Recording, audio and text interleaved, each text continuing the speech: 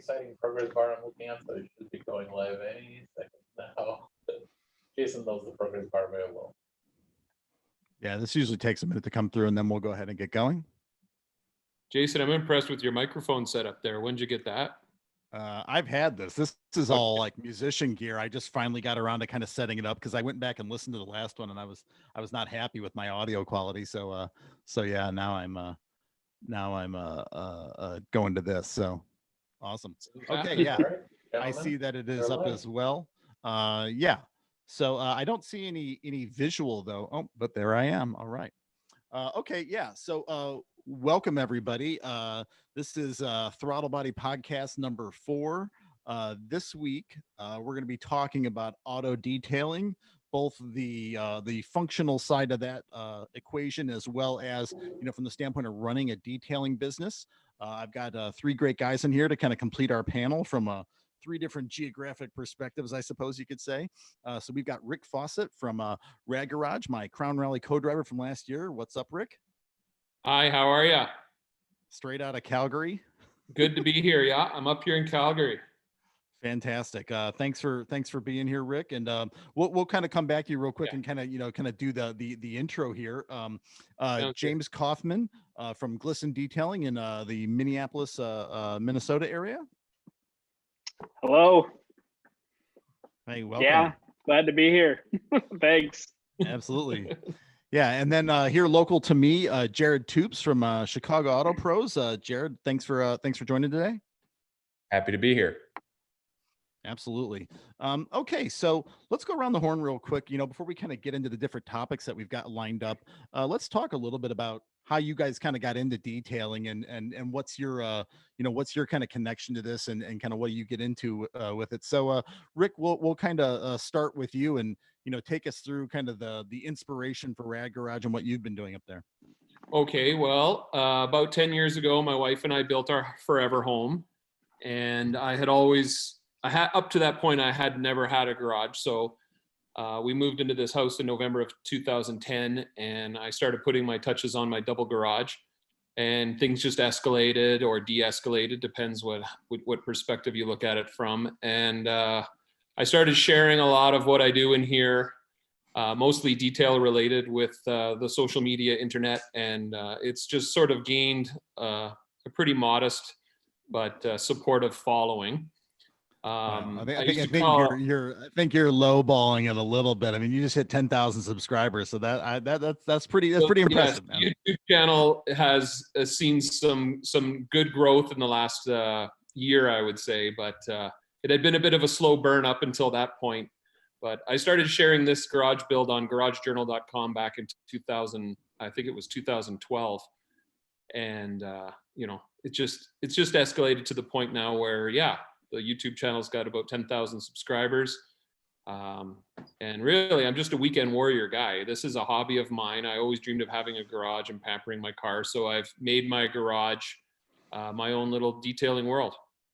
Oh yeah, and you've got the YouTube channel there. So absolutely. Yeah, I'm not a pro. I'm just a guy who really enjoys it. I get a lot of satisfaction out of taking care of my car, and I've done a few jobs for other people. And I originally called it Rick's Audi Double when I did my garage build thread online, and then I just shortened that down to RAD, and now it's Rad Garage. Yeah, you're not like a former skateboarder or anything, right? Oh, I'm awesome skateboarder. Okay. That part of that film was done in Calgary, actually, Rad.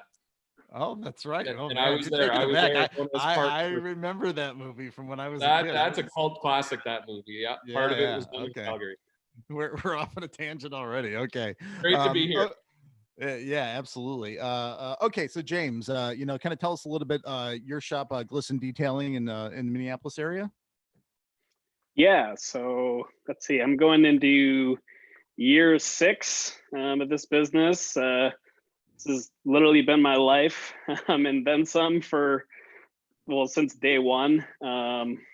It's busy time for us. Usually springtime is when we kind of make it or break. Wintertime is, death in Minnesota. And so it's just a lot of long hours and pretty much doing whatever comes our way, Yeah. So Are you guys Yeah. finding, I know I know a lot of Crown guys up in the Minneapolis area, and obviously it's a strange year with COVID and everything. I mean, but at least down here in the Chicago area, we've seen people really itching to get out because there just ain't a whole lot else to do. And yeah, do you feel like, are you guys still kind of seeing your normal influx here in spring as the cars wake up and everything? I mean, are people coming out, or has it been muted? it's what I'm hopeful in is I feel the pressure. I've had people angry at me over the phone that, I wouldn't take their car in at the time that they wanted it to come in. And, historically we really have worked very hard to focus on, offering a level of service on, vehicle preservation for new cars. We do a lot of new vehicles. We've done stuff where you work with people. It's like, oh, I'm getting a new car, and they'll work with us for months in advance to plan it. Where we're going to get the car the day they get it. Some people ship us their cars. So it's been kind of weird of like, that's kind of our norm. That's what we're used to. When we get someone that's really got a lot slower, right? Yeah. Yeah, so it's like when we get someone that's got a really special project that they want done to like that level of planning, we tend to do whatever we got to do to get it in. And so it's just been very weird with COVID. It's kind of the opposite, where it's like, I don't know, it's like, sorry, no, I can't get your car in tomorrow, which normally we would do everything we can to do that. So things are really, like, we have to start kind of opening up to some level, but especially like a month ago, it was weird. It's normally the snow melts and we just get slammed, and instead I'm turning people away, and it's been very difficult, to be honest. Well, but yeah, no, I mean, I think the fortunate thing is that you're still able to operate, but obviously it's a different time for everybody, certainly from a life standpoint, but from a standpoint of running a small business or just a business generally. So yeah, I think certainly, thankfully, you're still able to be operating. And if things are busy to the point where you're having to turn people away, I mean, those are good problems to have. Obviously there's still things to work out, yeah, but yeah, it's good to hear that things are still moving in a positive direction for you, even if right. it's a matter of sort of figuring out what the new norm is, right? Exactly. Yeah. Yep. Okay. Okay. So Jared, Chicago Auto Pros. I mean, I'm familiar with you guys. I got a chance to come out and see some of your locations last year for some events, before Crown, as well as some other kind of open houses that you guys had and whatnot. And I'm familiar with both the locations you have, but yeah, tell people a little bit about that and your background with it. So I landed at Chicago Auto Pros, aka Car Supplies Warehouse, a couple months ago. Actually, I started with them on February 24th. I had worked for Audi for the past 4 years and developed a working relationship with them, Rick. And from there, it just kind of blossomed into this position where we had a lot of people who were asking Jason and Greg, hey, what do you guys use in the shop? What do you guys use to perform, a 10K detail? That video has like millions of views now, the Porsche 911 video. Some of you may be familiar with, but it was a business, Car Supplies Warehouse, that was born out of necessity, and now we've kind of dove into the nitty gritty of it. We're starting to work with some of the bigger names, CarPro, G-Technic, Lumar, some of the bigger names in detailing. But yeah, I had referred a lot of my clients to them, and I wanted somewhere where I felt that they were going to get the same level of service that I was attempting to provide them in sales. And lo and behold, I found Jason and Greg, and they were fantastic. I didn't have a single client who ever had a complaint. They would always come back to me and say, thank you for introducing me to this place. It's like a car guy's mecca. Even people who weren't car people were suddenly converted into the maniacs that we can be. So it was nice to see that transition happen. But it's great to be on board with them. We're excited. We've got a lot of things on the grill right now, if you will, as far as building this business and starting to reach out to some of these bigger companies, and we're going to start developing some of our own stuff. So that's pretty exciting. But okay. yeah, so. Excellent. Well, fantastic. Well, again, thank you guys all for being here. And I guess, kind of in terms of getting the real, kind of meat of the discussion started here, one of the most important things and one of the most contentious things when you go on these detailers forums and kind of Facebook groups and stuff, and talk people stuff, it's about what products do you use, and what's the secret sauce, that helps you guys, get cars looking great and everything. And I'm kind of curious to hear your perspective on product selection and the products you use, and is that, where do you kind of fall on the continuum of, you experiment until you find the right thing versus you sort of make some kind of a strategic partnership with a brand and say, okay, I'm an Adams guy or an ammo guy or G Technique or whatever it might be, like how did that kind of formulate for you guys? And kind of keeping the order here, Rick, I'll kind of start with you on that. Yeah, well, if you were in my garage a few years ago, you would have seen some Armor All and some just, your big box store brands. But things have evolved to the point now where I chased it pretty hard for a while. I had cabinets and cabinets full of every product that was supposed to be the special sauce, as you say. But about a year ago, I just sort of decided there's something in me that really resonates with brands. I don't know if I'm a label baby. I don't know what you would call it, but right now I'm a serious Adams fanboy.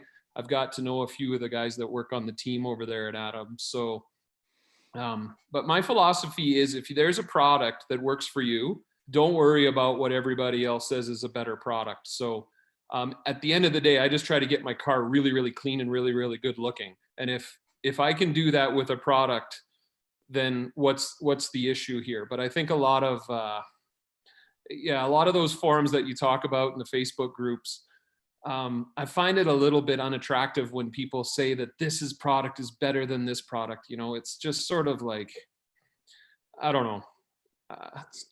That's not where I am. So I like the products that I like, and if I get good results, I stick with them. Not to say I don't try new stuff, but this garage has actually got me enough attention now that there's people willing to send me stuff and help me out and help feed the passion. So I'll try new stuff, but I'll never be one of these guys who bemoan someone for liking what they like. Why are you showing my dirty shoes there? I don't understand. Hey man, you put them up, that's how it goes. Yeah, fair game. Having got to keep you honest, Rick. husband is a good hobby, but yeah, I'm not a brand snob. If you like what you like and you get good results, I'm all for it. Sure. I gotcha. James, from your standpoint, what do you guys use? Kind of what is what's your kind of methodology or your practice there? Yeah, I always kind of split this question two ways, right? There's the, what's right, for my business and my employees, and what we need to do to get our work done effectively and efficiently, right? And then there's the answer of, what do my clients care about, and what do they need in order to, kind of meet their objectives, right? So the answer on both of those fronts for me has always been, it's, the product you should use is it depends on the goal, right? If you're cleaning wheels or you're cleaning your car or something, like whatever your goal is should determine the product that you're going to be looking for. For me, that's always been years of like refining that. I know I'm always looking for, whatever my goal is, I want to be able to hit that cost effectively, and hit that efficiently.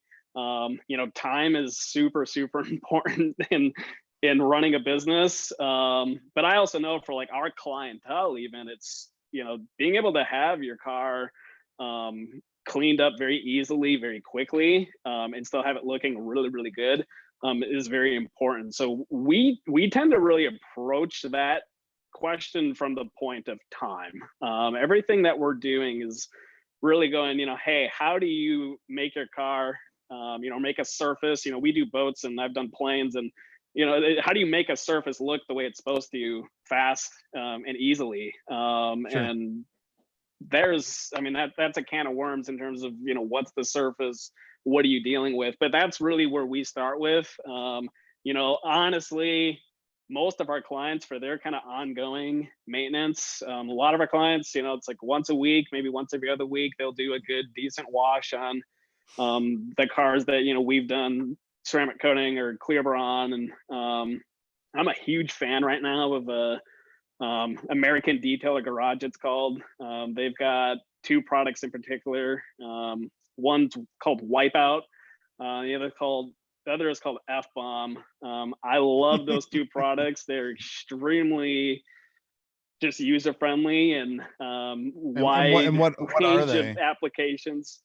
What kind of products are they? Well, yeah, so Wipeout is it's what's known as a rinseless or a waterless wash.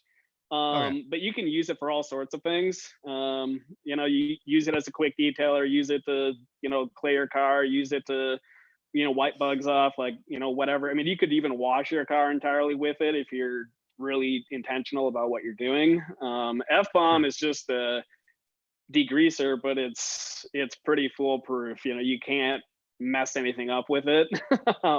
So anyways, we really like those products, and that's most of our clientele. It's like, hey, like, use these. It's cheap, it's effective, and it works well with clear bra and ceramic coatings, and that's that's what we do. So that works. Gotcha. Okay. Good stuff. So Jared, from your standpoint, I mean, obviously you're maybe a little, again, further down the continuum here in terms of even getting to the point of looking at developing some of your own products or doing that. But are there any products that you guys kind of exclusively work with or are really fans of, or just, types of products or things? Yeah. So I'm going to use an odd analogy to explain, our choice in products and how you sort of come about these. If you're looking at it from a consumer standpoint, it's a lot like cosmetics, especially women's cosmetics. So I know that's a weird analogy to use, but you look at a wall of cosmetic products. You go into a Sephora or an Ulta, they all look the same to us. They all do the same thing. At least that's how it appears on the surface, but most of them couldn't be any more different. And how do you really know how they look, how they perform? You have to test them. So our big thing is tested, proven, packed. But it's interesting, we have a retail business inside of a detail shop. So we have the ability to test each product, use it, put it through the grueling tests of doing 1,000 cars a month. You have a lab. Right, exactly. I like the word lab better.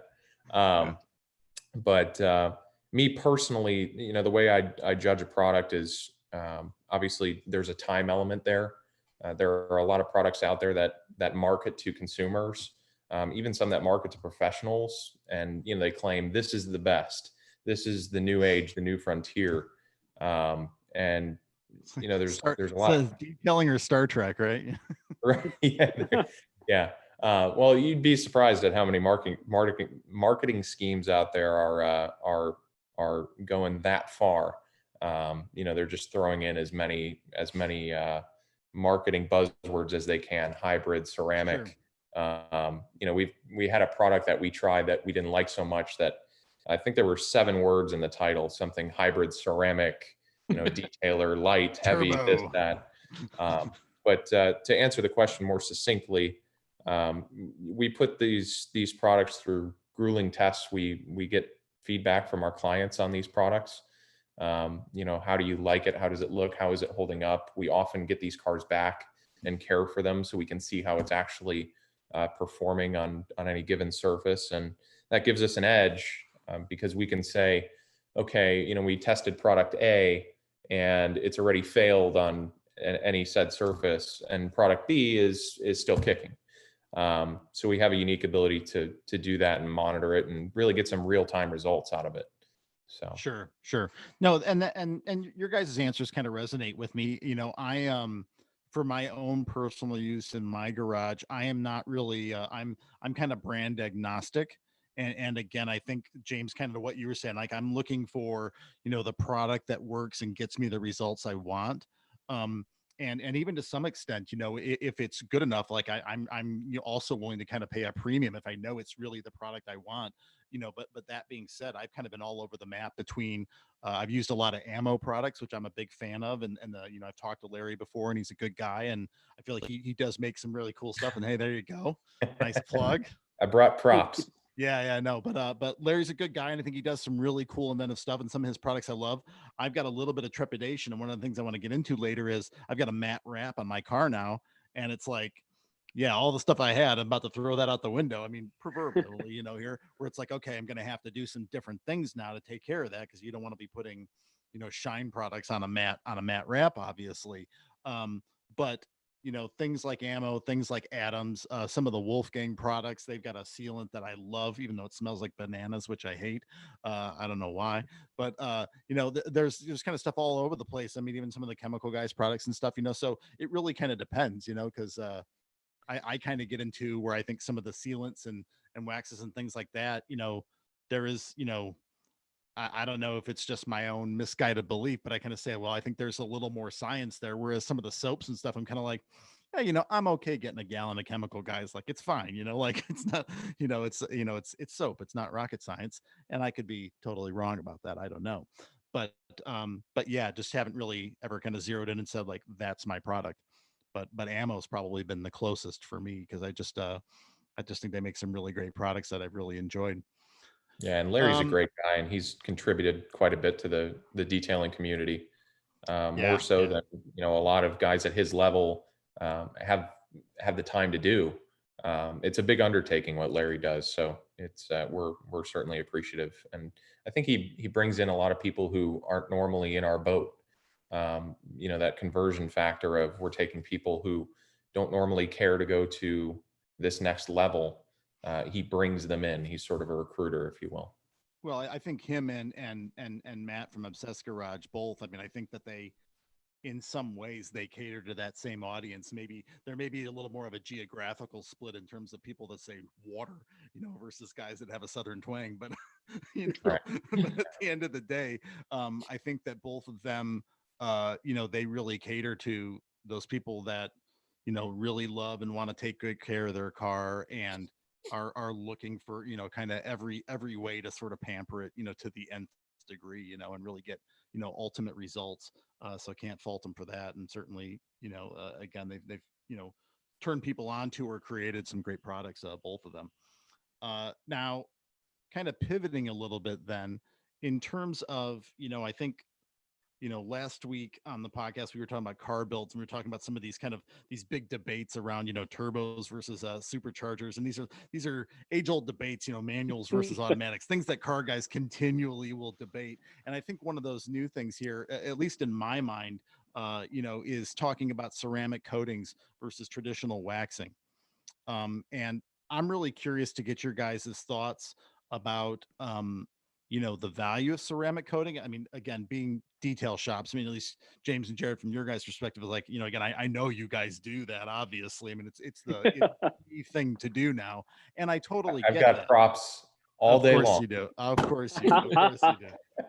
Now, my question though is, where does wax sit in the world? What is its value now, given the prevalence of ceramic coating, or the en vogueness, if that's a word or a term, of ceramic coating? Like, what is wax's place in the world, and does it have one? I know, I kind of go back to, Rick, to when we finally met in person last year on Crown, and we got to Indy, and we were trying to quick detail the car, and you're like, what the hell is on your car? And it's because my car's waxed. It wasn't ceramic. Like that it was a pain to quick detail, because like you got to kind of get down and do a real wash on it to get it clean. But maybe that being maybe one obvious thing, but I guess, yeah, I would be curious about your guys' thoughts on wax versus ceramic. And Rick, I'll start with you about whatever perspective you have on that. Yeah, so my car faces cruel conditions probably 8 months a year. You know that. You're from Chicago. It's about the same, but not quite as bad. I'm feeling like a ceramic coating at this point. It's basically oversell, under deliver from what I see. I have I've tried 3 different coatings and I've applied them as well as any amateur could. They really do not add the level of protection that I think they're marketed to add. And on top of that, they're expensive. Like I like them, but there are some people now that are spending so much money to maintain their coating that I think it's sort of, I thought the coating was there to protect the paint. Now people are paying to protect their coatings because they've invested so much money in them. So as a weekend warrior guy who just wants his car to survive a winter, I will do a ceramic coating in the fall. And this year I was pretty good at maintaining it using a Boost product. But I can tell it doesn't have nearly the protective qualities that it had in the fall. So I'm not against waxes and I'm not against sealants, but I'm a little torn on coating. So I'm really interested to hear what James and Jared have to say. Oh, you've got my car on there. Yeah, my neighbor just bought an Escalade from a dealer and they were going to charge him $3,000 to do a ceramic coating. And I was like, don't do it. Dealer coatings. Ugh. I don't even know what kind of coating it is. And so it's just, and then you see the newest coating and the graphene and they're lighting things on fire. And it's just sort of like, I don't know. It's all just got a little too out of hand for me, to be honest. Yeah. Okay. So James, like what's your take on ceramics and on waxes, and such? Oh man. Yeah, I could talk a lot about this. Could have just made one video about this, I'm sure. Yeah. Oh no, literally it's like red pill, blue pill, right? Like honestly for me, I choose to focus, I know it's lame, but I choose to focus on the same answer I had with the last question, which is like, what's your goal, right? When we get people coming through our shop, I get a lead, we're always trying to funnel people into, a product or a service that actually does something for what they want. I think, some of the biggest difficulties that we've ever had in our business is anytime that there's a significant mismatch between what someone is expecting or wanting versus what is actually reality and like what they need. And anytime we don't kind of set those proper expectations, it doesn't really matter how great of a job we do on something. We failed, right? Coatings is absolutely one of those areas that, if the expectation isn't set properly, you're not going to like it. It's taken me years and years, honestly, years of refining those processes to kind of get to the point we're at now. We have a pretty specific category, I would say, where, ceramic coating absolutely makes sense. It's what makes the most sense. But there absolutely are situations where either the person's goal or the car, it's like it doesn't make sense. For me, I try to keep it rather simple, and it's like, okay, if I'm gonna wax a car, like why? I got into this industry because I was doing aviation detailing, and I came from using products that hadn't been changed in 50, 60 years. And I saw the way in which wax, frankly, can be a complete waste of time. And I started my business to try to change some of that.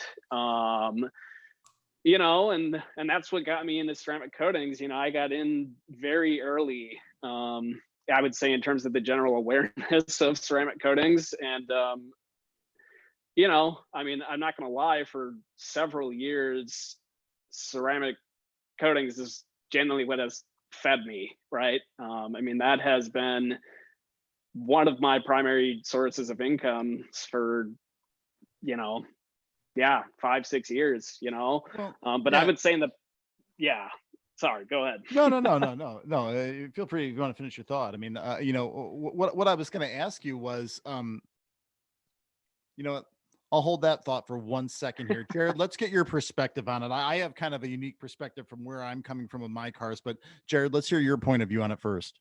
Yeah, so both Rick and James said things that I'd like to expand upon a little bit. So Rick went into the crazy marketing aspect of ceramic coatings, and it seems like more so than wax, there's been this push to commercialize the chemical itself, and there are companies that are ruining it for everyone else because they're making these wild claims about durability and ease of use, and they're claiming that some of these can be installed by a consumer who has very little experience, when most of those things, at least for a while, weren't true. Now that's changing a little bit.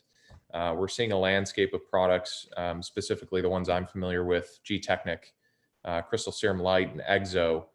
Those I just recently used for the first time on my own personal car, and having used some of the other big names before, there's a very very high learning curve to installing these things. So, on one hand, you have coatings that are marketed to consumers, and then there's kind of the pro level. You don't really see that with waxes. Wax is wax. I don't mean to generalize. There's obviously a lot of great products out there, and there are some. Go ahead and wax about wax. But you see a much more user-friendly side on the wax and sealant, in the wax and sealant vein of it, than you do on the coating side. But it can be daunting if you're not familiar with ceramic coatings to try and install one. I can remember, the first couple times I was working with a specific one. I don't want to name it because they've improved significantly. I don't want to give anyone the wrong impression. Sure. But back in 2012, I believe was the first time I used one, when there really weren't many choices out there. And, you have to polish the car. You have to ensure that the surface is completely free and clean of any residues, polishing oils, for this to stick and adhere and perform correctly. So not only do you have to be careful with how you apply the product, but the prep is incredibly important. And that's really 85% of the battle. I'm sure James can tell you. Yeah. We spend most of our time.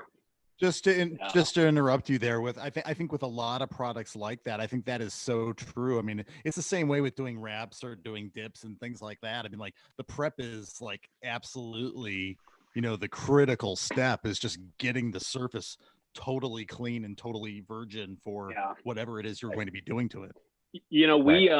We use the analogy often, with our clients and leads that, it's similar to concrete care, or people that do woodworking. It's like, if you're going to paint something or you're going to coat a floor, I was thinking about epoxy flooring, same exact kind of thing. It's the same. And it's like, the way I see it is, like, there's a huge difference. There's a big difference between, paying someone to come and clean your floor. It's a whole different thing to pay someone to come and install epoxy on your floor. And even that's very different than, going to Home Depot and buying a DIY epoxy kit. Commercial grade coatings versus like over-the-counter stuff. I mean, they are drastically different just in how they feel and perform and go on. And there's a lot to that, but well, that's what I wanted to kind of that's what I was holding my tongue about earlier that I wanted to touch on, because so my situation is, I came out of a black car, just the best and worst all at the same time, there, that I never had ceramic. I had the front end PPF, but not the whole thing, and I used spray wax on it. Now that might be taboo or whatever, I don't know, but I had really good results with that, and I kept that car looking really clean, and like, it did well for me. The new car I bought, fully PPF'd and ceramic coated, and it's a white car, or at least it was before I wrapped it. So it was white, and the old one was black.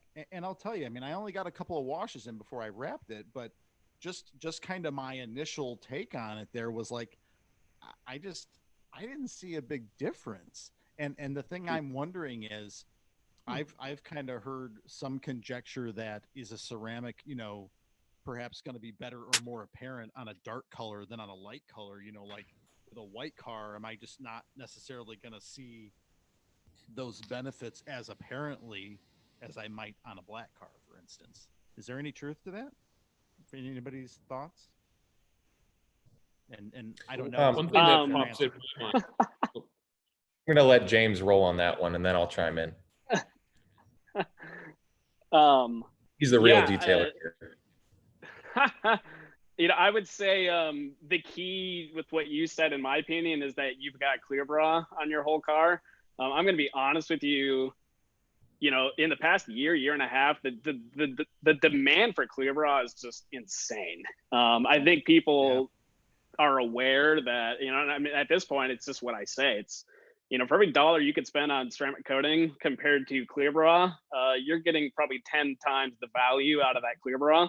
And I mean, it is, you know, I mean, so even to your point, you know, you're saying, you know, you don't see as big of a difference between, you know, your white car that you've got fully clear brad with ceramic coating on it versus your black car where, you know, you were just kind of maintaining it with the spray wax. And I absolutely promise you, if your black car had full clear bra on it, and you kept that for 5 to 10 years, hands down, like you're talking hundreds and hundreds of hours in a difference in time and able to keep that car in the right condition. You know, we're pretty obsessed with clear bra, to be honest. Yeah, no, and I totally get that. I mean, like, you know, I guess my perspective, you know, with a black car, I think the ceramic, you know, can definitely help in terms of, you know, shedding the water and that kind of thing. But here's the thing. It's a black car. It's always dirty. That car's dirty 4 seconds after you wash it. You know, Rick's got a dark gray car. He knows what I'm talking about. Like, I mean, this is just, it's like the struggle is endless, you know? So I was always kind of like, okay, like, you know, now, and it's all relative because the car is never like filthy, save maybe when you go out and do like a day rally or weekend rally, like we were doing on Crown. Like, yeah, we were pretty caked with bugs, but it still wasn't crazy. But when you look at what you're doing from a regular week to week maintenance, you know, if you're just dailing it or, you know, kind of driving it around town for fun here and there, you know, it's not like the car is never like crazy dirty, but, you know, but it still does get dusty and stuff like that. And it's just like, I was always kind of like, yeah, I'm going to have to wash it anyway, you know? Like, so, Yeah. you know, it's like, how far do I go? Can I pop in with a question for James? Yeah. So I'm a big fan of PPF as well. I would do my whole car if I had the cash. It's about $4,000, almost $5,000 up here to do it. But I have all of my fronts done. Do you recommend to people that they ceramic coat their PPF? Or like, what's your guidance there? Yeah, I would say right now with where the industry and the technology is at, it would depend on the film. So like we use Stack. I love Stack. I think it is the best clear bra film that we've ever have come across. That comes infused with the ceramic coating day one. So I mean, it performs equally as good as any ceramic coating, if not better in our experiences. So we don't coat that clear bra, but we used to. You know, when I was using different clear bra films that didn't have hydrophobic properties, we would coat them. And I do believe, I mean, and I see it, and I saw it on Crown. You know, I got clients' cars that I wash after Crown every year, and there's a huge difference between a clear bra film that is coated and hydrophobic and the way bugs come off of it or not, compared to one that isn't. Frankly, there's crap film out there, and it's not good to work with. And if it's a bad film, like absolutely coat it. I think it's a huge difference, you know. But a lot of the really good films on the market right now, most of them are all starting to come coated, you know. Oh, that's amazing. I got you. Yeah. The big bonus for me having the car coated was knowing I was going to wrap it. I wanted something to protect the paint when I was going to get it wrapped, you know, but obviously from both, you know, cleaning the car and any additional ease there and just the general protection. I mean, you know, it's preferable, but I definitely recommend to anybody with, you know, any kind of I guess what I'll generally call a high-end car, but just, that's all relative to the person, I suppose. I would recommend anybody, certainly get the front PPF'd, and maybe the mirrors and maybe the roof too. It kind of depends on the model, but as much of it as you can do, I think the better. Any car north of 100K, I'd say like you ought to get the whole darn thing PPF'd, because crazy Yeah. stuff happens. My first car, I got a little nick on my roof. Something random popped up and a rock skipped off my roof, and I'm like, how does that even happen? But I guess better than Yeah. your windshield. But still, it's like, it's just crazy random what happens, and especially if you're gonna be doing rallies and things. But Yeah, Jared, PPF is yeah, loop at you, yeah. PPF is really the penultimate way to protect a car. We go back to the marketing on ceramic coatings. There are a lot of companies out there telling you that, if you ceramic coat your car or have that done, you don't need to touch it. You don't need to take care when washing. It's going to stop scratches. It's going to stop this or that. Some dealers are Cures strictly cancer. talking about yeah, right. There you go. Yeah. It might give you cancer. Right. Yeah. If you inhale that enough, yeah. So PPF is interesting. We have, at the same time we have coatings advancing in the way that they are, PPF is advancing significantly. A lot of aversions that we hear to PPF are, well, I don't want it because it yellows, and it doesn't look good because I can see edges. Well, if you have a talented detailer like James, or like the guys at Chicago Auto Pros wrapping the car, they're disassembling the car, they're wrapping edges. These films are synthetic in nature, and the formulations, the adhesives have advanced quite a bit. So not only are they coating the PPF, as James said, and S-Tech or STEC, there's kind of two ways to go about saying that. I'll go with STEC, but them and we use Lumar. But both of those films are very high quality films. The optical clarity, the inclusion of the hydrophobic properties. Really, if you PPF the car, it's not to say that you don't need to maintain it, because you do. You should maintain it like paint, and you should care for it as if it were naked paint to keep it looking proper. But when I see people on the internet, YouTubers and stuff that go to like the self-wash and they get like the tire brush and they're scrubbing, like I've seen Right, guys do that. They're scrubbing their PPF and you're just like, oh, yeah, like it's not a suit of armor. It's more like if you're putting sunscreen on, if you will.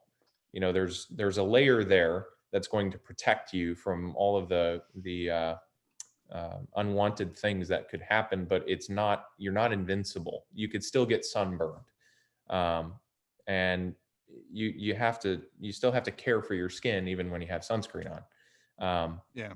So you don't want to wrap the car and just let it be.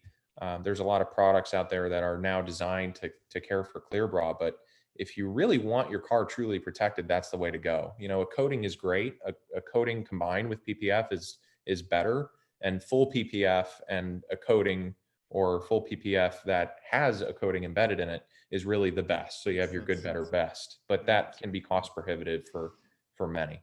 So yeah, no, agreed. And I think, yeah, what kind of gets lost in the mix is that PPF, I think, is truly about protection of the surface within reason, whereas I think ceramic is really about ease of maintenance and trying to maintain that clean, but it doesn't protect your paint in any way per se. It's really about helping it to be easier to clean and stay clean. Yeah, when we get people, as soon as people start talking about like, oh, I want to get a ceramic coating and I don't want my car to scratch, it's like, okay, hold up, like we gotta like totally deconstruct everything you think and let's start over, and again, it goes back to just like, what's the goal here? I think there's a big difference between someone that's like, hey, you know what, I just bought my dream truck, I'm a construction worker and I'm trying to keep this thing just looking good, and like that's very different than right, but like that's very different than I'm trying to think, I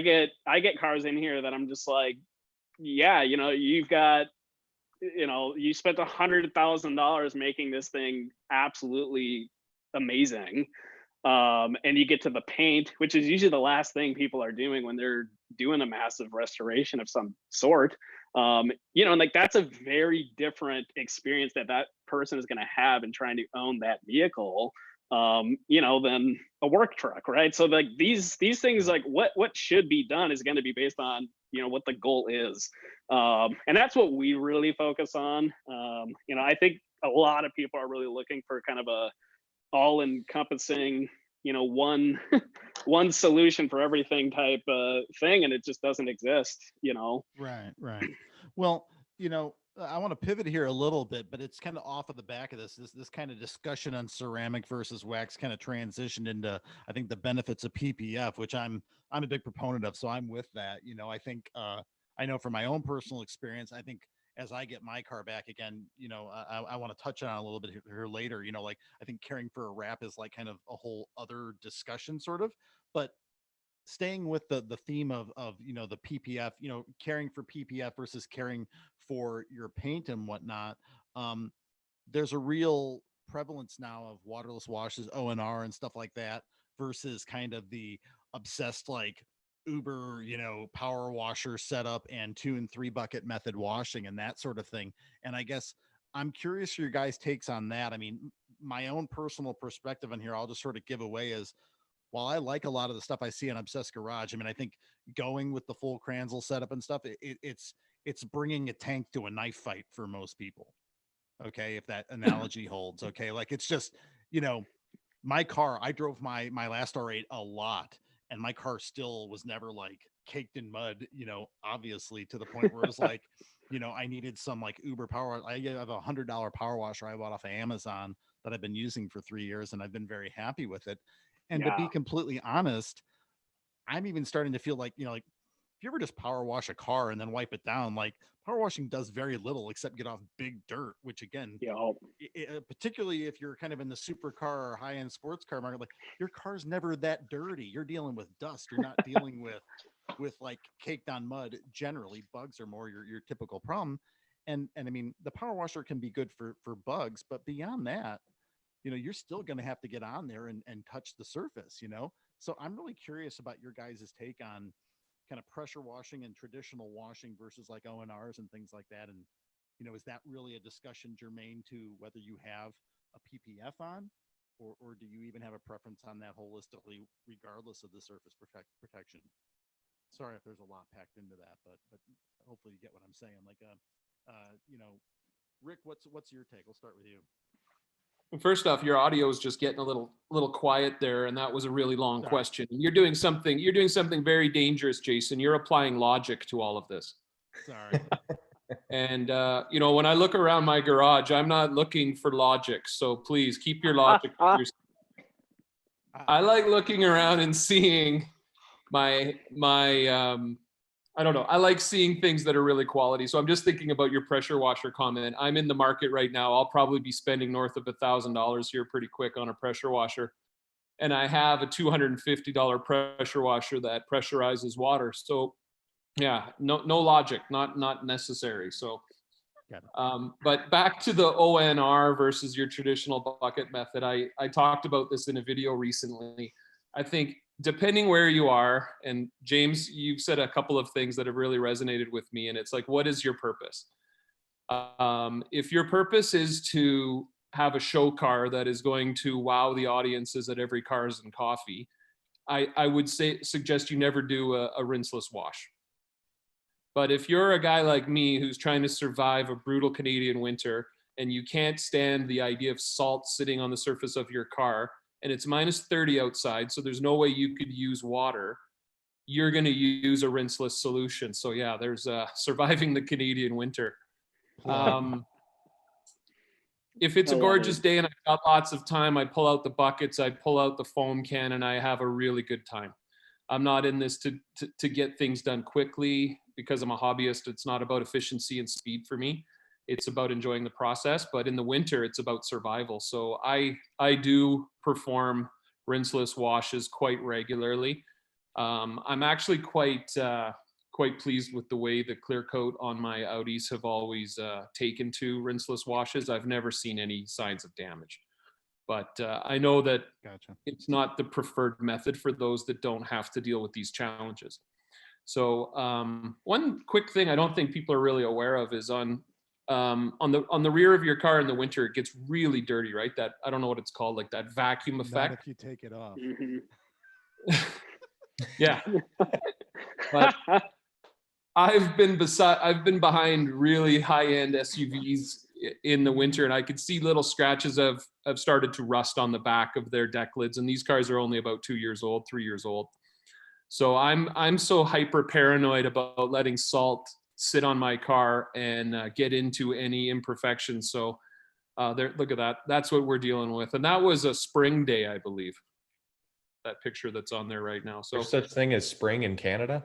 no, it's what we call June. It's like 2 days. 2 days. Yeah.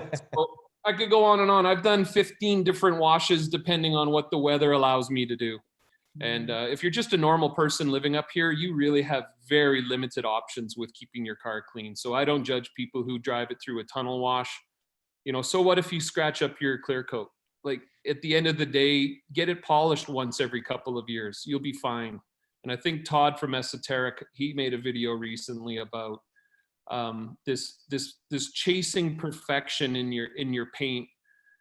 Is not what everybody's after. So back to what you were saying, James, it's like, do you want your car clean and rust free? Then do a rinseless wash every once in a while. If you want a show car, well, good luck up here. Good luck.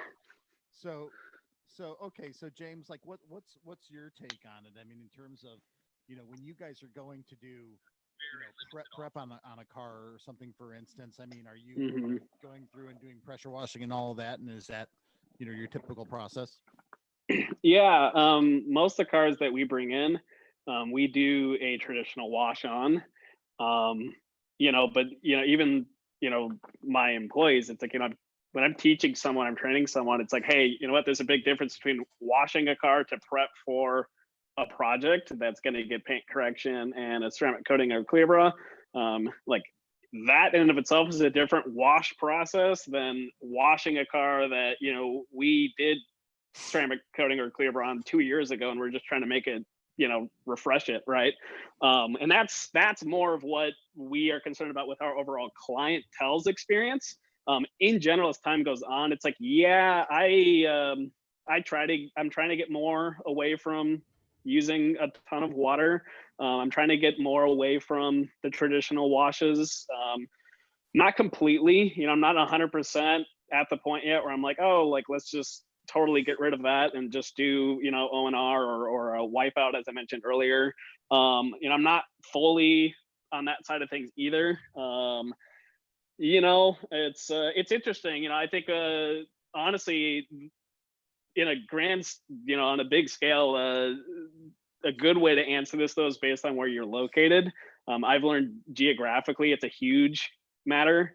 You know, I got a friend up in Oregon, and just even talking to him about the idea of, you know, getting rid of your pressure washer or even the type of pressure washer. I mean, we use a Ryobi $100 pressure washer I've been using for 3 years, and we wash so many cars with that, and it works fine for us. And I know detailers that are just like, oh, you're wasting so much time by not, you know, buying this $2,000 pressure washer. And I'm like, I don't care.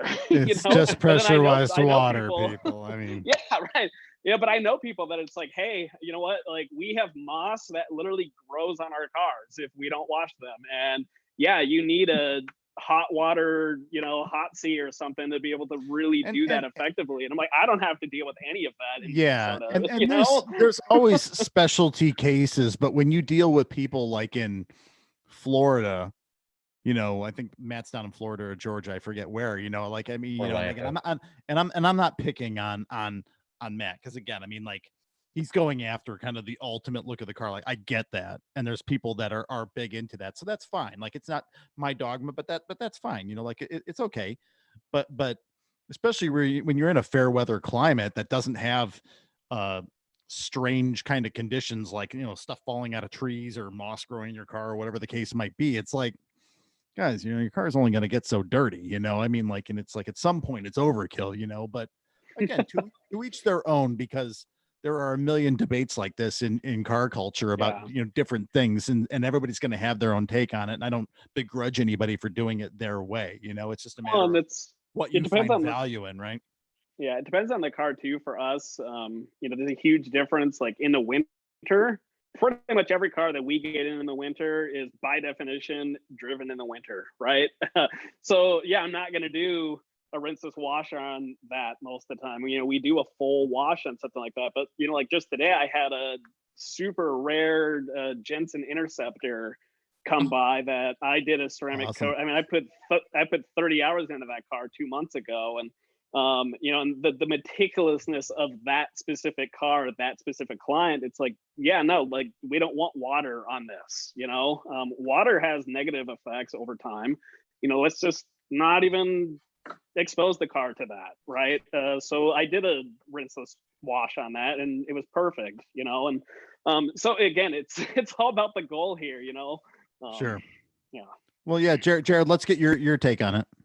Yeah. So to catch up with this, I think this conversation could be applied similarly to something like investing. What may work really well for someone with certain resources may not work well for others. And there's this misconception that you have to have a system or a certain system to do things correctly. That's not true. You just have to pick a system that matches, as James and Rick were discussing, more so Rick, because he's got the most extreme environment to deal with. That's right. It's really, it's down to,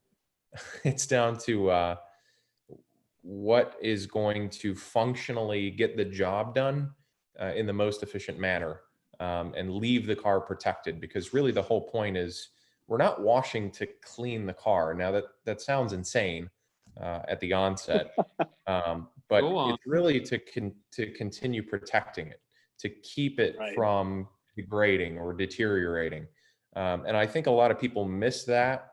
I think a lot of our spouses, girlfriends might miss that. Why are you washing the car for the 50th time this week? Well, because it's I not love because you. I want to see it clean. Right. Yeah. Right. Right. Yeah. I'm sparing you. Yes. But it's a figment of protecting that surface, keeping ourselves from having to do more work in the future. At least that's how I sell it to my girlfriend. Yeah. But and to catch up with it a little bit on the pressure washing argument, the audience may not know this. I was involved with Obsessed Garage for a little while. I received a Krenzel as, we'll just call it a test unit, if you will. And I spent a lot of time Was it with just amazing? You know what? The machine and the engineering, there's no competition for that in that space. And you would expect that for that price. But there's a great deal of value for it. I'm not going to sit here and tell you that it changed my life, because it didn't.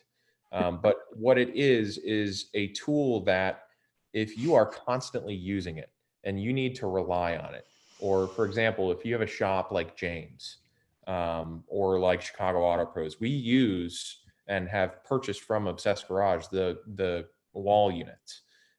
If you're needing to rely on these things and you need something that is going to hold up to thousands and thousands of hours of abuse and constant use, yes, that's probably. And I think that's the most salient point, is that you're doing N washes per day, per week, like so many customers and so much volume. When I'm Joe Blow with my Corvette and once a week I get out there and I'm like, okay, I got my jorts and my New Balances on and I'm going to go to town and I'm going to get the Corvette looking good, like, had to sorry. throw that in. I did. I was thinking about it earlier. Anyway, in that use case, it's like, again, I mean, it's like, it's your money. I mean, if you want to throw it at it, like by all means, and that thing will last you literally the rest of your life, Right. But yeah, I mean, like, it's just a cost trade-off. And I think in where you find value and kind of what gives you joy. And I think the other part of it too, with that kind of that obsessed setup, in terms of like the water filtration is probably along the same lines. And that probably, I think there is a real discussion there about, again, do you have dark paint? Are water spots a real problem for you? And where do you live? If you have well water like Matt does in Orlando, a lot of the then that's a real thing. Yeah. A lot of the solutions he's crafted have come from necessity on his end. And that's a good thing, because there are a lot of people, maybe not in his particular position of obsessiveness. Obviously, you know, the big thing there is chasing functional excellence. So they're finding the systems that work the absolute best, where most people just need a system that works. Now, me personally, I aspire to the system that works the best. It's a more of an admiration for the engineering than it is for the process. You don't need to do that. But you know, a lot of people are going to get great results when it comes to technique, no matter what they have. You know, for example, Rick doesn't have a Krenzel yet. It sounds like he might be plotting to buy one. I'm not sure, but Comet static. Okay. Okay. So that one rung there. Yeah. But you know, you're going to get great results if you have good technique. And if you watch what Rick does, he takes his time, he's following proper washing procedure. If you look at a car that was washed at Chicago Auto Pros versus Rick at the onset, you're not going to see a difference. We're going to be able to get the same result. It might just require some changes in our process. Gotcha. Okay. Well, hey, I want to take a question that was brought up in the live stream real quick. I want to do a little segue here for a moment though, and just kind of give people an update on my car build. I had promised people that I was going to do so. I was able to talk to Brandon at B Rogue yesterday, and they finally received my intercooler cores. So I'm happy to say that it seems like my car is going to be back here this month. In May, you know, within the next few weeks. So super excited about that. Going to be planning some local cruises and things here in early June, and really just can't wait for that. I'm going to try to see if I can get to B Rogue tomorrow and get some footage to start to share again, and maybe do a little YouTube post on that here shortly. But a friend of mine was over there today and was you know, giving me some pats in the back for the way it's coming along, which I certainly will pass along to B Rogue. But yeah, super excited about that. And I just wanted to mention that in passing. So kind of getting back to things, what I'd like to talk about next then is, you know, we've been talking about PPF and whatnot. I've mentioned, you know, that I got my car wrapped recently. And in my particular case, I've got a partial matte wrap on it. Now, Good for you. PPF and different kinds of wrap. Thanks. but between PPF and you know, things like some of the what is it? I think it's Expel. You know, some of the types of matte looks that you can get with some of the PPF, as well as with wraps that have got different kinds of finish, everything from chrome to matte to satin and so on. I mean, is there anything that we can kind of, you know, that we can impart to people in terms of, you know, any difference in care for those materials, you know, or any kind of technical difference, you know, in terms of how you approach that? Or is it really just a matter of the type of product you use on it, and ensuring, you know, again, don't put stuff that they're going to try to add shine to a matte finish or something? Is it that simple, or is there anything more to it? And James, I guess I might offer that to you if you've got any perspective on it. Yeah. I'm extremely biased. I personally am like, I would never own a car with a matte finish on it, at least not matte paint. You know, matte. Moving vinyl, on to Jaren. Yeah, right. It just, Oh, don't worry, I've got plenty for you too. right. There's not. I don't think I've ever had a matte car come through my shop that didn't leave with full matte clear bra. I mean, that's the answer. That's the way it should be. I gotcha. So to sort of back up James' point, when I worked for Audi, my first year we were still selling the S8 Plus. Well, of course now the new one is out, but those cars were still offered from the factory with non-exclusive choices for a matte finish. So they had Floret Silver Matte and then Daytona Gray Matte. Oh. And we sold a Daytona Gray Matte. Yeah, I know Rick's all hot and bothered. But there were a lot of buybacks, not necessarily in my region, but there were a lot of buybacks that Audi had to get involved in. Because people had this unrealistic expectation for matte paint that it was somehow tougher or required less maintenance than a gloss metallic or pearl finish. It's not the case. It's quite the opposite, actually. Matte paint is incredibly finicky to deal with. You can't polish it. If you scratch it, you're SOL. You're done. Yeah. You might as well total the car out at that point. But no, seriously, in some cases, I mean, depending on where the scratch is, you could be done for. And trying to repaint or match a matte finish. Imagine, Joe Blow's Body Shop trying to repaint $160,000 matte Audi. Are they going to be able to match that like they did from the factory? No. There's a reason somebody trying to reprint like a high-end AMG car. Like who would ever do that? Right. Anyway, someone in this podcast, I would imagine. Yeah. No, Shmi just did that with his AMG, but different story. Yeah. Sorry, go ahead. Well, YouTubers have a different code of conduct than we do, right? Yeah. So yeah, I think up here. No, and I totally get what you're saying though about satin and matte finishes. As far as paint are concerned, it's absolutely a proceed with caution kind of thing, and very hard to maintain and look good. I mean, to some extent, some of those things carry over to wraps. Obviously, you've got an easier way out in terms of if there is damage or something, because you can just redo that section and you're all good. But what I found working with MO Graphics, who did my wrap, here recently, was that they had a different set of detailing products. They're like like anything with any kind of that's gonna put any kind of wax or any kind of shine on the wrap just isn't going to work. You're going to have streakiness and all this kind of stuff. So it's like, I've got to switch to a whole different set of products or a different mindset, and they introduced me to an ONR product that, God, I'll have to look it up. I don't have it by name, but I'll have to make a mention of it here later, that I'm going to start using. I'll probably do a whole wash video on my channel here later once I get my car back eventually, and I can actually start washing it. But yeah, it's like moving to a whole different set of products now. And yeah, you just the same things don't work in all of those cases. Yeah. So,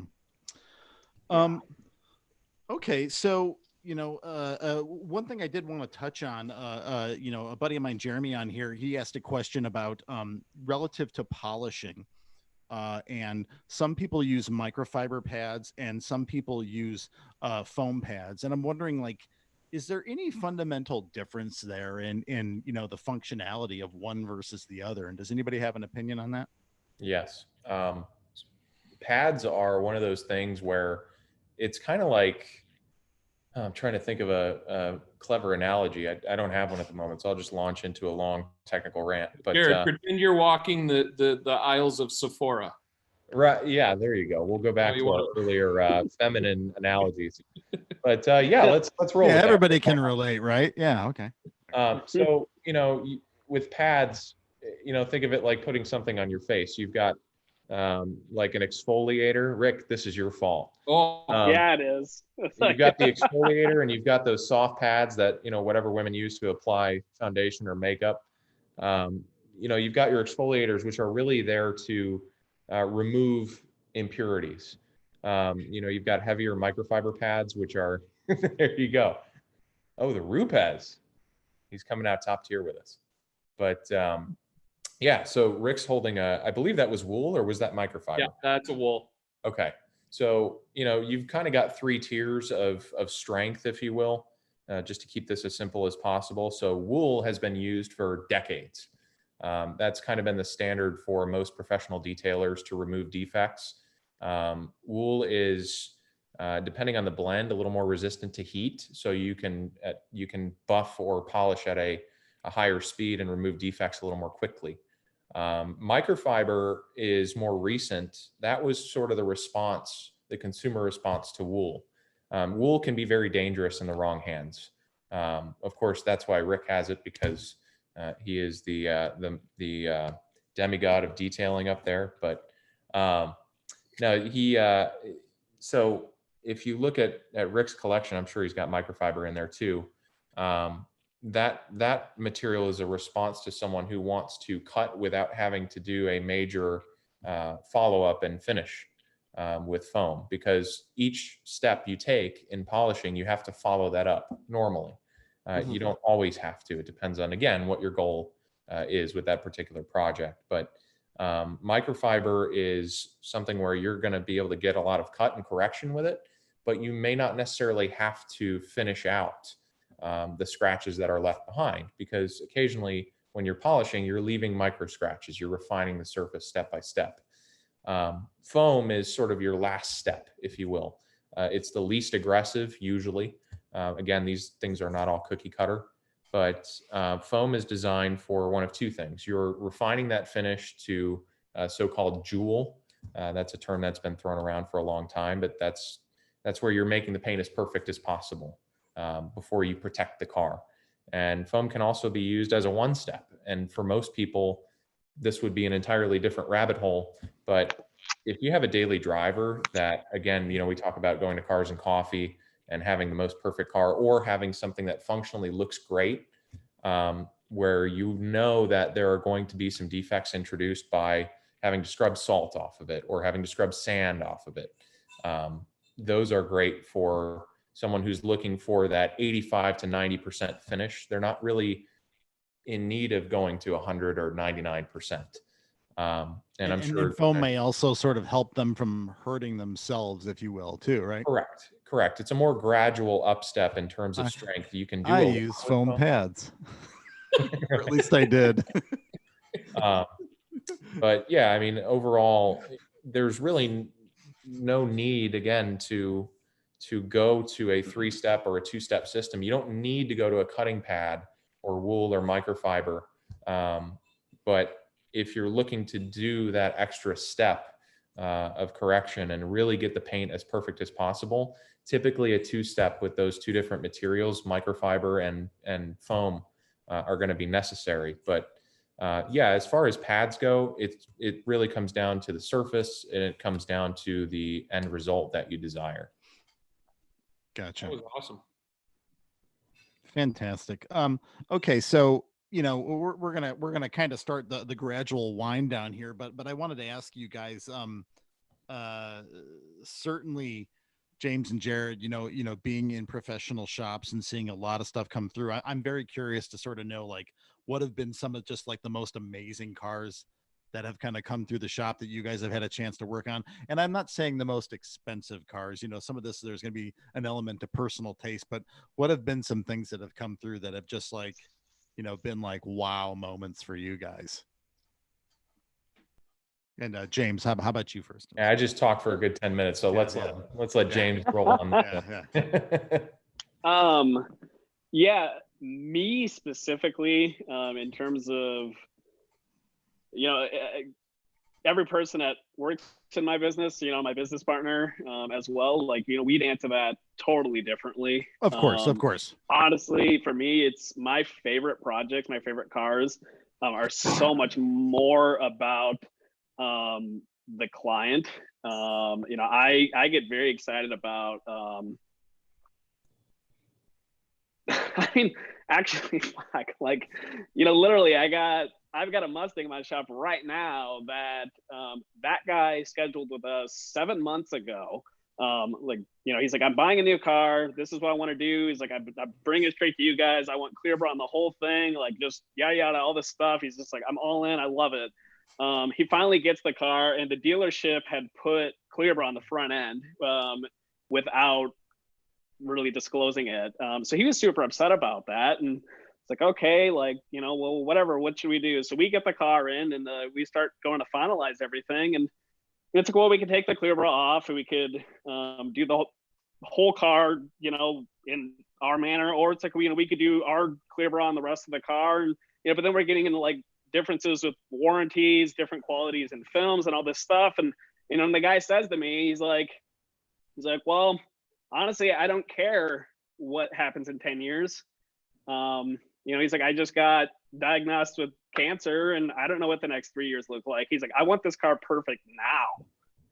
And for me, that's what excites me. It's like, wow, are you serious? Like, you bought this car under those pretenses, and you're bringing it to us.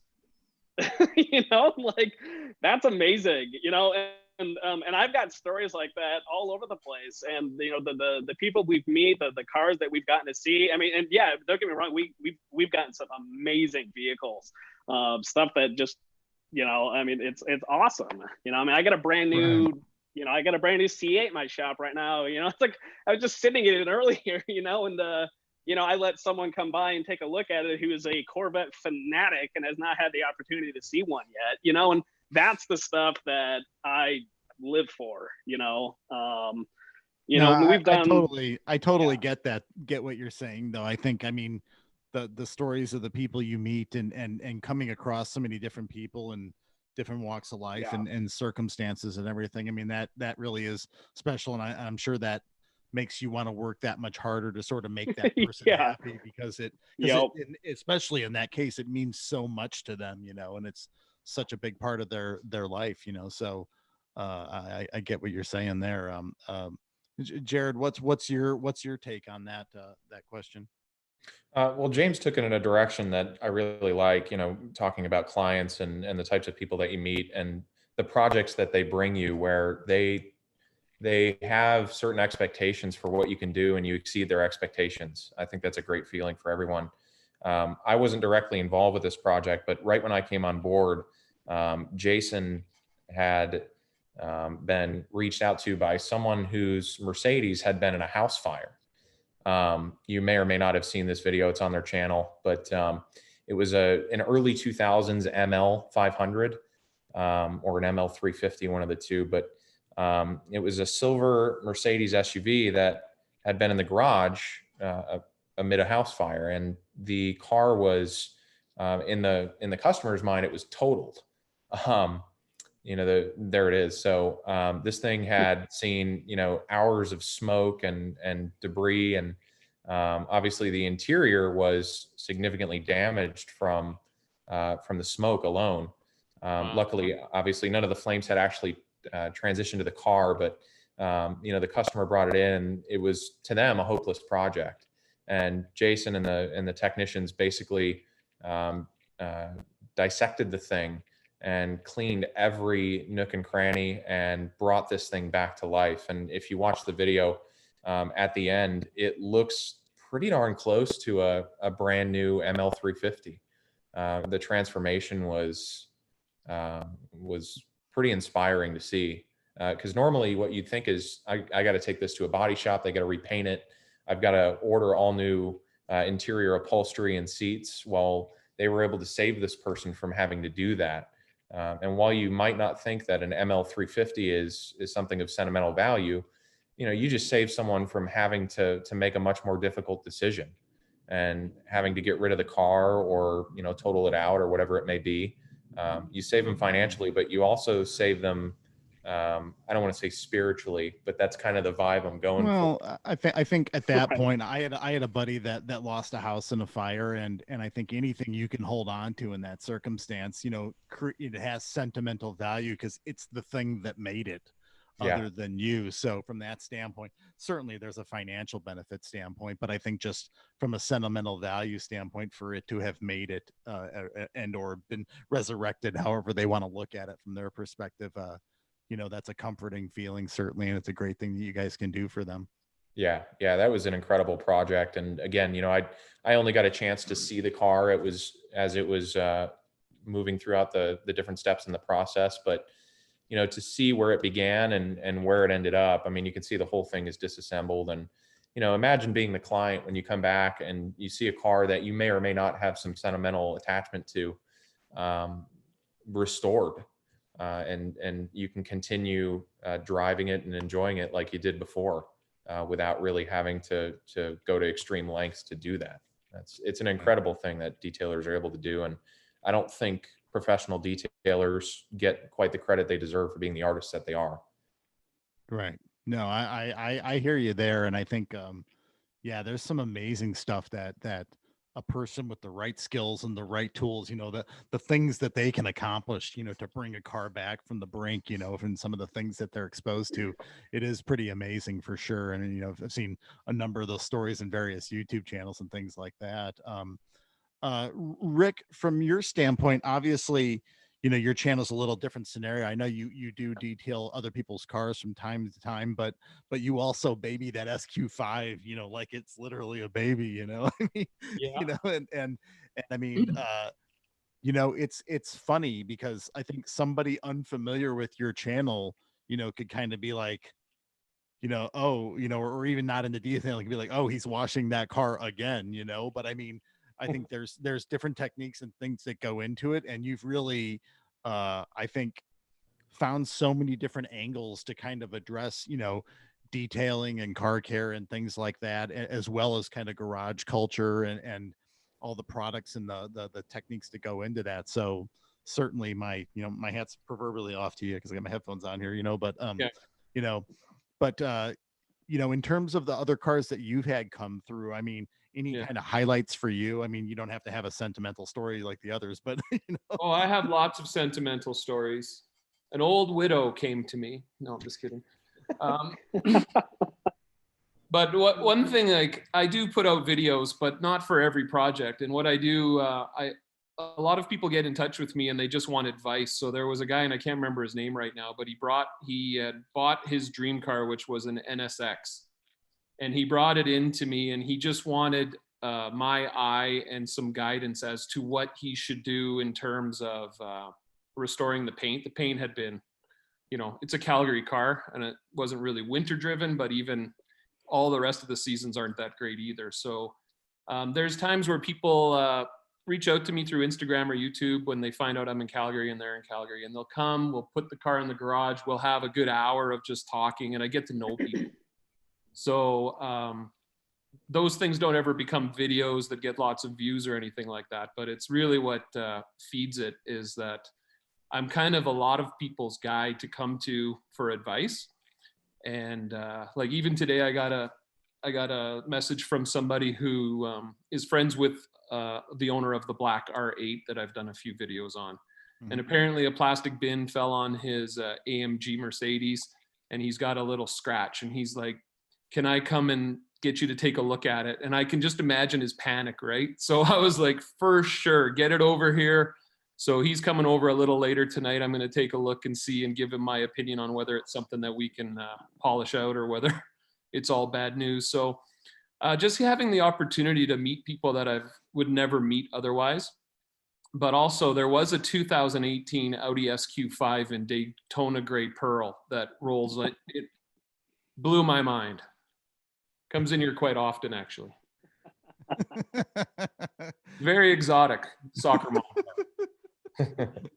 Let me just say something about Rick's channel too. So, a lot of people are coming to Rick for advice, but I think, he struck a great balance between being the detail porn channel, where if you want to relax on a Friday night and, you're in the middle of a pandemic and you can't go outside, it's interesting. The first time I delved into Rick's channel, I was sitting on the couch and all of a sudden I started the video, and that was with your last Audi. And I ended up like 5 or 6 videos in. They are the most zen, relaxing videos you'll run into, but somehow you learn something from them. Oh, well, thank you very much. So, well, yeah. that's how I came upon Rick as well. Rick, I'll be honest. I don't remember, if I was introduced to your channel or if I just stumbled upon it. Yeah. But yeah, we, I started watching your videos. I think I started commenting and we started talking a little bit. And then, yeah, eventually like end of last year, I was like, hey, I'm feeling crazy. Do you want to go do Crown Rally with me? And yeah, I'd never met Rick in person. We'd never even talked on the phone at that point. And then, yeah, we ended up doing the rally together last May. And it's been great. And yeah, your channel, I mean, I point people to your channel all the time and to various videos on things, whether it's, your review of quick jacks or looking at certain products or just, the way that you, wash and detail cars. And yeah, no, I think you're doing a great job with your channel, and it's fantastic. And it's nice because it's on your terms and it's not, it's not corporately driven. Hey, there you go. But it's not corporately driven. It's not, I mean, you're not doing it for the money. You're legitimately doing it for the love of cars. And there's a really great, from like a cinematography standpoint, there's a really great quality there too. Like Jared said, they're very relaxing and interesting videos to watch. So certainly kudos to you and those skills. Well, thanks guys. It definitely is a labor of love. And I look at it like, I am not a pro detailer. I give those guys, I give James and Jared and all the pros out there nothing but respect. but imagine you had the time to just dedicate to detailing a car without the pressures of profits and employees and all the stuff that goes along with it. Like I'm kind of living the dream here where you guys are grinding it out, doing amazing work. And when you guys have the opportunity to do videos, I know guys like me, we really appreciate that. Seeing the pros put their spin on things is really what brought me all into this. It was a video that I watched by Adonis Detailing probably 6 years ago. Tim put a video of an M5, a beautiful property, went out and did a mobile detail on an M5, and it just blew my mind because I had always seen beauty in detailing, but I'd never seen anybody really bring it to the screen. So that's what really shaped my approach, and I appreciate the words you guys said. Thank you very much. Yeah, no, great stuff, man. And overall, I do want to kind of wrap up here, but I do want to thank all three of you for taking the time to talk tonight. It's been really informative, kind of getting your views on a lot of different topics here relative to detailing. And I hope those that, were watching live or will watch this on YouTube, kind of get something out of it. It's definitely been helpful to me. And, Jared, James, and Rick, I appreciate you guys agreeing to doing this and taking the time. And I hope you guys have a great night. And I thank everybody for watching as well. Likewise. Thanks, brother. Yeah, thanks for putting it together, Jason. And thanks, James and Jared. That was awesome. I learned a lot. It was nice to meet you gentlemen digitally. Yeah, hopefully, absolutely. Hopefully when this mess all clears up, we'll be able to hang in the future here. So, well, you're always welcome to come up to Canada. Tim Hortons on me. Hey. Okay, guys. Oh, man. Thanks so much. Appreciate it. And you guys have a great one. Everybody have a good night. And thank you very much. Take care. Yeah. Yeah, Thank you. guys. Bye. Night.